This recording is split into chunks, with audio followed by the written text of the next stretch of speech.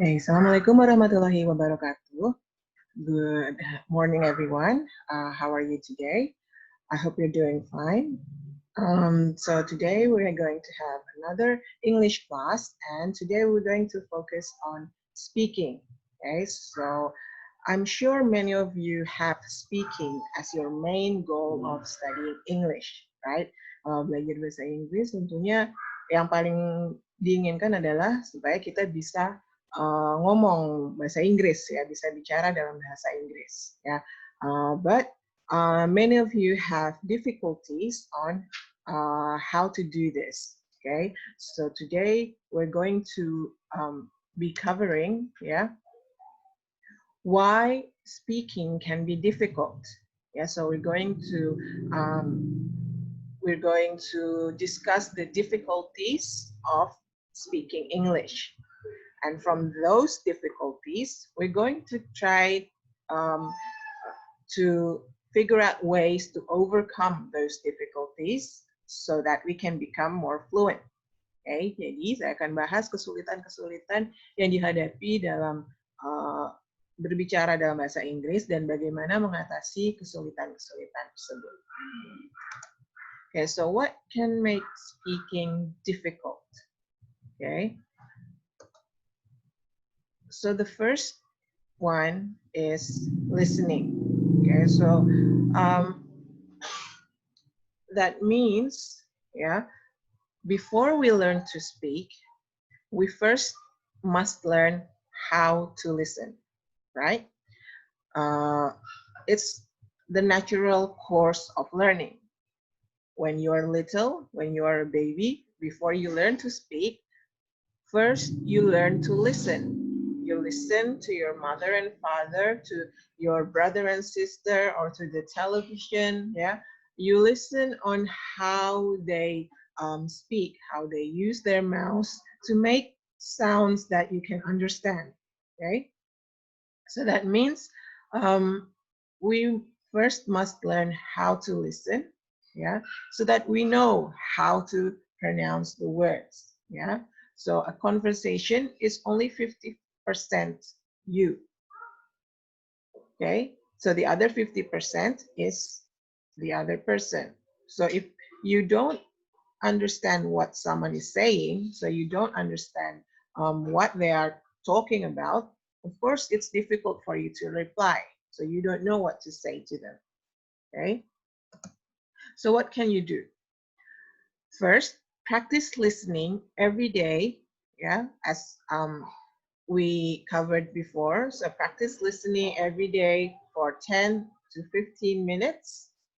And then try to learn the phrases that you can say when you don't understand. Okay, so if you don't understand what I'm talking about, if you don't understand me, you can try to say it. Yeah, so you can say, I do not quite follow. Excuse me. I'm sorry, I didn't understand that. Could you repeat that, please? Could you say that again, please? Could you slow down a bit, please? Do you mean to say blah, blah, blah? If I understand correctly, could you rephrase that, please? So it's okay to ask for the other person, yeah, if you don't understand. Yeah, so rather than you gain the incorrect understanding, yeah, rather than you don't understand completely and the conversation will be lost. Okay, jadi kalau misalnya kita tidak mengerti, ya gunakan kata-kata ini untuk menyatakan bahwa kita tidak paham. Okay, jadi kalau tidak paham, tidak apa-apa untuk menyatakan kalau tidak paham apa yang kita dengar dalam sebuah percakapan bahasa Inggris. Okay, jangan pura-pura untuk memahami ya karena akibatnya bisa fatal. For example, if you are in a bank, if you are in an important conversation, if you have a job interview in English, because now many job interviews will ask you to speak in English. Yeah, if you don't understand what the interviewer is saying, you might they might have the wrong impression of you. yeah, and you might not get the job that you want. Okay, difficulty number 2 is vocabulary. Okay, so that means you don't know enough English words to try to express what you are trying to say. Okay, so you become lost. Yeah, so this I'm sure this happens to you often. Yeah, you don't have enough vocabulary to try to speak in English. Okay, so what can you do? Of course, the way to overcome this is learn new vocabulary and revise regularly. Okay, so how do you learn new vocabulary? Yeah, if you are, for example, writing, or if you like to watch movies or listen to music in English, if you find out the words that you don't understand, yeah, you can try to look it up. Okay, or sometimes if you are doing your everyday things, yeah, you look around. For example, now I'm in the living room. I look around the living room and I see the laptop, yeah, I see the fan, yeah, I see a desk, yeah, and then try to find out, do I know the meaning of this word in English? Okay, so every day, yeah, look around you. If you are going somewhere, going out, yeah, when you are on the road, you look out the window, yeah, you see people, you see buildings, yes, you see a lot of things. Try to think if you know the meaning of those things in English. Okay, so if you don't know, then write it down. Yeah, so you can write it down in your phone. Oh, I don't know fan. Yeah, what is fan in English? Yes, and then you write it down.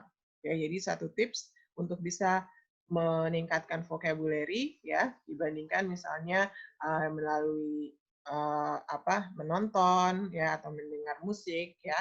Uh, yang bisa kita lakukan setiap hari ya, misalnya teman-teman bisa setiap hari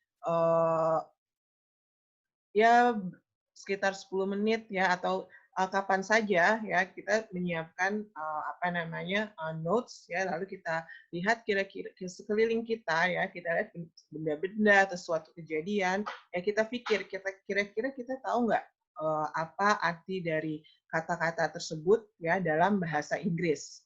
Oke, kalau misalnya tidak tahu, kita tulis ya, misalnya saya keluar ya, lalu saya lihat lampu merah. Kayak lampu merah. Do I know this word in English? Ya, saya nggak tahu ya. Lalu kita tulis di HP atau di manapun ya, tulisan kata-kata yang tidak kita ketahui. Ya, lalu pas kita pulang ya malam-malam ya bisa kita buka ya, kita buka list kata-kata tersebut dan kita cari translate-nya dalam bahasa Inggris. Okay, so that's how you learn new vocabulary. And if you get stuck, yeah, you can use a filler. So to give you time to think. A filler means something you can say to fill the pause, yeah, when you are trying to think. Ya, jadi kalau kita sedang memikirkan apa yang mau kita bicarakan, ya, di situ ada pause, ya, ada kita diam, ya, kita bisa mengatakan seperti what I mean to say is that, like those things, yeah, that's called a filler. And then we can rephrase, okay? So we use words that you do know, okay? And activate your existing vocabulary. Ya, jadi vocabulary yang sudah kita miliki, ya itu harus kita latih terus. Ya, that means activating vocabulary. How do we do that? Ya, one method, yeah, that is effective is try to think in English. Okay, so you don't have to say it, just think in English. So try to make at least a part of your day, ya, you think in English. Jadi tidak perlu dikatakan, cukup difikirkan aja, ya, berpikir dalam bahasa Inggris. Ya, kadang-kadang kita kalau lagi mikir, oh ya sekarang ngapain ya, dia kok gitu banget ya. Nah, tapi kita gunakan bahasa Inggris. Okay, so try to think in English. Okay, so that means you are training your brain, yeah, to think in English, and it will make it easier for you to speak if you think in English. Okay, so this is what I still do every day, even though, yeah, we are not in English speaking country, ya. Kadang salah satu apa namanya alasan kenapa kita susah belajar bahasa Inggris tentunya karena kita nggak ada praktis, ya, kita nggak di dalam lingkungan yang semua orang berbicara dalam bahasa Inggris, jadi sulit untuk kita untuk praktis bahasa Inggris kita. Okay? Nah, kalau misalnya kita masih coba untuk berpikir dalam bahasa Inggris, ya walaupun kita tidak ada lawan bicara, ya kemampuan bahasa Inggris kita akan tetap terjaga. Okay, so there's a lot of cases where people who used to live or who used to have a good English, once they don't practice it, they lose their English ability, or their English ability is reduced. Ya, jadi kemampuan bahasa Inggris kita bisa berkurang kalau kita nggak terus latihan terus-menerus. Ya, salah satunya minimal dengan kita coba berpikir dalam bahasa Inggris supaya kita bisa terus melatih kemampuan bahasa Inggris kita. Okay?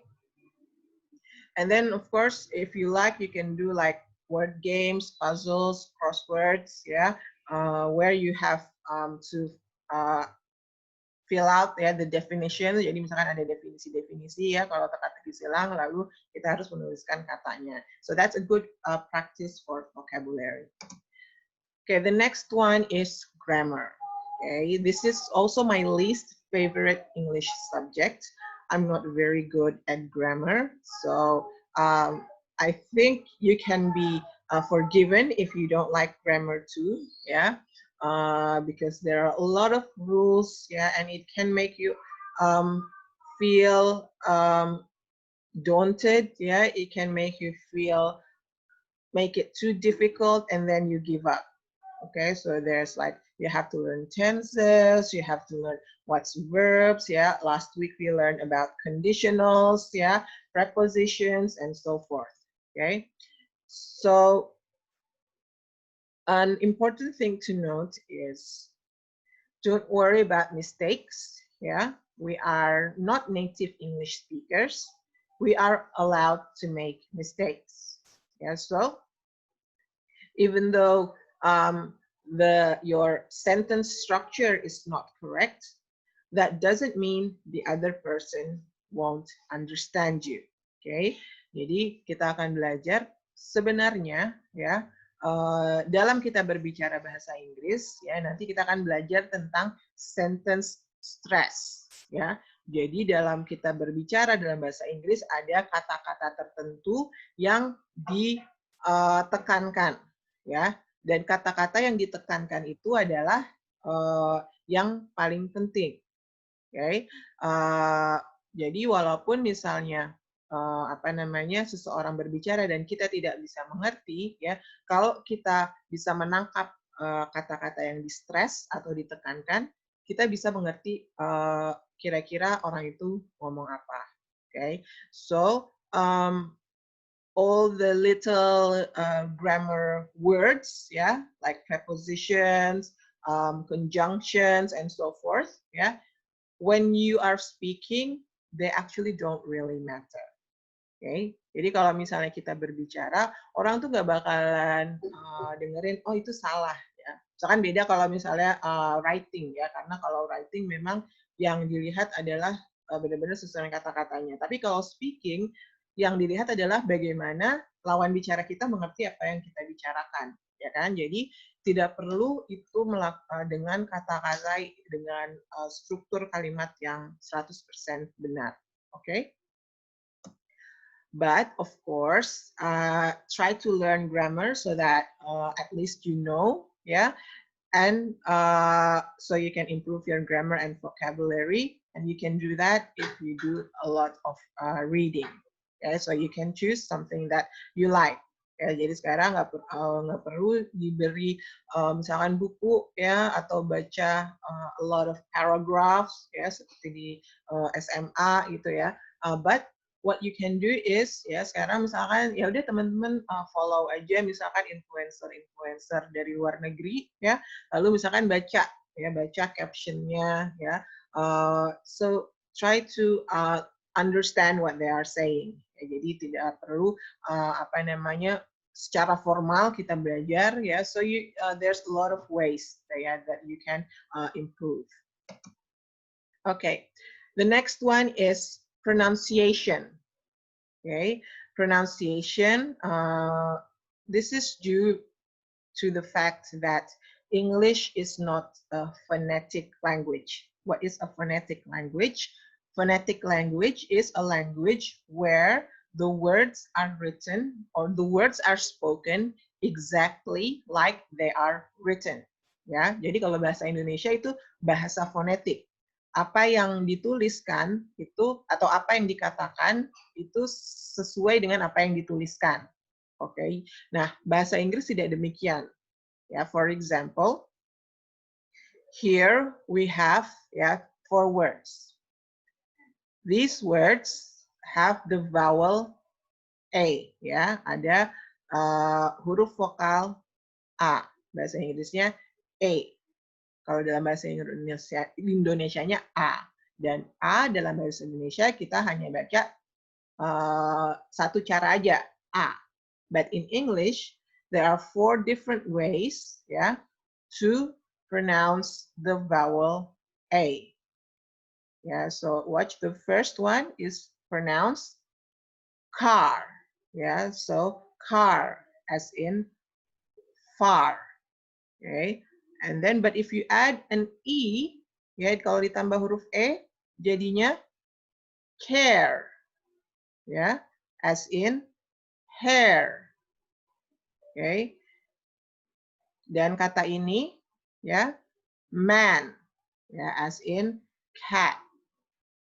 Tapi kalau man ditambah huruf E, ya, yang artinya adalah bulu, apa namanya, rambut kuda, ya, jadinya adalah mane, as in weight. Ya, jadi satu huruf ya ada 4 jenis pronunciation yang berbeda. Oke, jadi ini namanya phonemic chart. Jadi kalau kita punya 26 apa namanya huruf, kita punya hanya 20 dalam bahasa Indonesia kita punya 26 fonem, cara pengucapan. Tapi kalau dalam bahasa Inggris 26 huruf dan ini apa namanya cara pengucapannya ya bisa banyak ya. Jadi ini berapa? 1 2 3 4 5 6. Ini udah 36 ya. 36 37 38 39 40 41 42 43 44. Ada 44 cara pronunciation dari 26 huruf itu.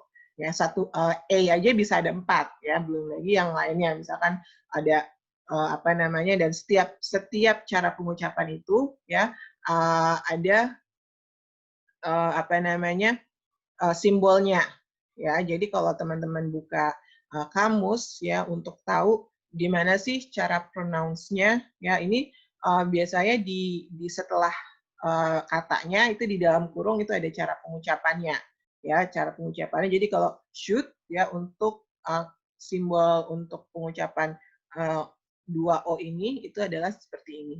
Oke, jadi itu salah satu apa namanya kesulitan kita ya, karena kadang kita nggak tahu ya gimana cara apa pengucapannya ya. Jadi kalau misalnya ini kita lihat heart sama man ini kayak struktur kata-katanya sama ya. Jadi ada 3 huruf ya, huruf vokal yang diapit huruf konsonan ya. Mungkin kita pikir pengucapannya juga sama ya, ternyata beda ya. Yang satu car, yang satu man. Dan juga ini ya struktur katanya juga sama ya. Jadi huruf vokalnya itu ada A dan E ya. Tapi ternyata pronunciation-nya berbeda ya. Yang satu care dan yang satu main. Ya, jadi apa ini kadang-kadang sulit untuk kita untuk belajar bagaimana sih cara ngomong yang benarnya seperti itu. So, what can you do to overcome this? Ya, again, do your listening. If you listen to the word, ya, then you know how to pronounce it. Jadi sekarang bisa belajar dari YouTube ya. YouTube kan udah ada fitur closed caption ya. Jadi kalian bisa lihat kata-katanya di bawah subtitlenya ya saat orang itu ngomong ya. Jadi nggak usah misalnya khusus cari video atau apa ya. And then you try to practice your pronunciation. Okay, so you try to concentrated practice, or you can try reading aloud. Ya, jadi ada misalkan bacaan, ya kamu tulis dulu atau mungkin ada suatu bacaan yang teman-teman tertarik, ya, lalu dibacakan, ya teman-teman baca. Okay, or you can, if you want to improve your fluency, you can do shadowing and imitating technique. Ya, ini artinya meniru ya, meniru apa yang dikatakan misalnya ada orang native speaker talk in English and then you try to copy exactly what they are trying to say. Oke, jadi itu yang disebut dengan shadowing and imitating. Jadi you try to copy exactly like their expression ya. Jadi cara pengucapannya sampai ekspresinya, how their mouths move ya, cara misalnya mulut mereka itu bergerak saat berbicara seperti itu. Okay, so that's another way to improve your pronunciation. Okay, so the last one, yeah, is confidence. So I think a lot of you will say, yeah, the reason why you are not or difficult to speak English is lack of confidence. Yeah, I'm not confident enough. Yeah, or I'm shy, so I worry. So why you are not confident? So the reason you are not confident is you worry you will make mistake. Ya, kita takut salah, jadi kita nggak berani untuk ngomong. Okay, but as I've said before, yeah, it's okay for you to make mistakes. Okay, non-native speakers are not expected to speak English perfectly. Yeah, so that's I find that a lot. Ya, dalam interaksi saya dengan native speaker, ya, misalnya saat sedang di negara yang berbicara dalam bahasa Inggris, mereka nggak expect kita untuk bisa bicara dalam bahasa Inggris exactly seperti cara mereka berbicara dalam bahasa Inggris. Karena mereka paham bahwa bahasa Inggris adalah bukan native language kita, bukan bahasa ibu kita. Ya. Jadi mereka nggak berharap kita bisa menguasai 100%. Justru mereka akan sangat surprise dan sangat respect kalau misalnya kita bisa berbicara dalam bahasa Inggris secara lancar, ya. But if we make mistakes, if we speak it with an accent, ya, if we don't use the correct grammar, it's okay. Mereka paham, ya. Mereka paham bahwa belajar bahasa itu sulit, ya. Jadi mereka sangat menghargai kita yang sudah susah-susah berusaha untuk bisa belajar bahasa di luar bahasa ibu kita, ya. Jadi kita sebenarnya lebih baik dari mereka karena mereka cuma bisa satu bahasa.